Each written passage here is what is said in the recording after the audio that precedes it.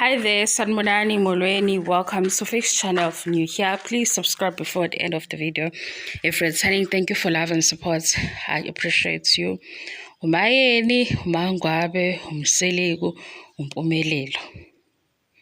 Indaba kineyingane. Hawe mase safike ekukhulumeni kodwa ngizozama ukuthi le video ke ingabe yinde kakhulu.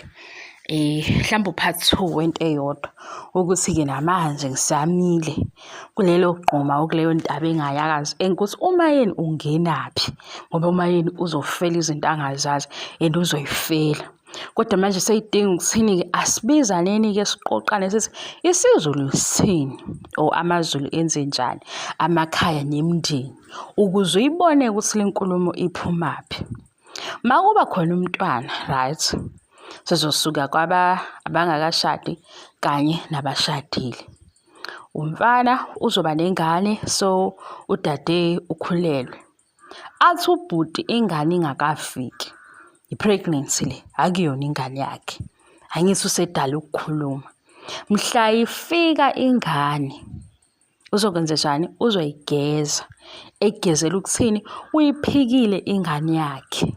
Usegezela ukuthini manje uyavuma ukuthi ingane eyakhe ageze futhi izinkulumo ayikhulumile ngaphezulu komntwana wakhe engakafiki mase ke eyahlawula ngokwenhlawulo isuke inqonywe ilelo khaya la okunentombazane ekhulelwe khona ubaba wengane ogeza udade ugeza ingane yakhe because usebe nezinkulumo zokuphika igazi lakhe.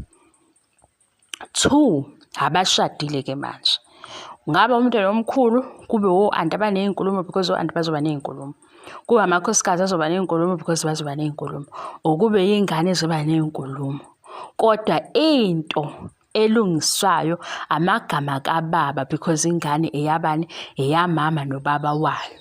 Uma kuba ubaba wayo ongabazayo kuzophinde futhi kube nokuthi akageze unkosikazi wakhe ngokumsola or aphinde ageze izinkulumo ayikhulume phezulu kwengane yakhe. Egcekeni ke elinamakhosikazi amaningi ngisho amakhosikazi ke eba nokukhuluma because amaZulu niyawazi guys banakho ukujajana niyayazi imndeni nakho ukujajana kodwa into ebiza imbuzi nomcimbi nokugezwa nomndeni lona omunye ukuthi ubaba utheni ngoba umenzi nomenziwa enganeni umama nobaba yisho ukuthi umayeni ungenaphi yisho ithelente ukuze uyithole impendulo yakhona ibuze kubantu abadala bazokutshela wophika ingane bengakashadi nayo uyayigeza esebonile ukuthi ingane yakhe asebeshadile ngoba masebeshadile nakhona wangabaza enye ingane kanti eyakhe useyifake ekukhulumeni lengane useyisikaze ngamagama amabi ngilapho sekufanele ukuthi kulungiswe iphutha elenziwe umzali ubaba wengane ngifuna wazi ukuthi imbuzi ingenaphi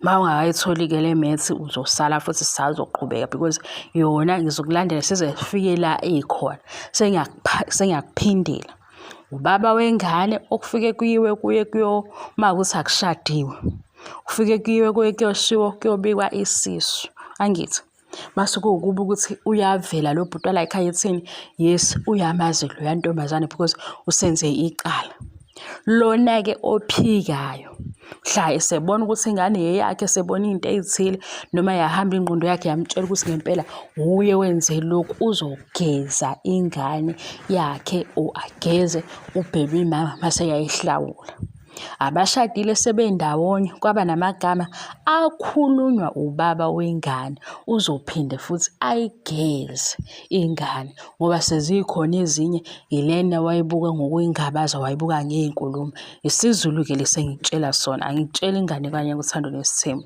ubuze ke kulabo buza khona ngoba awukho umndeni ozothi anti hayi ba right anti bazokhuluma bethi hawu izandla lezi akuzoneza la ekhaya amehlo la awona la ekhaya inyawo lezi kodwa mase kukhuluma ubaba ila konakala khona ngoba uyena mnikazi uyena futhi okuzofanele ukuthi akayifuni imbuzi ayithole alungise ke izinkulumo zakhe phezulu kwengane yakhe.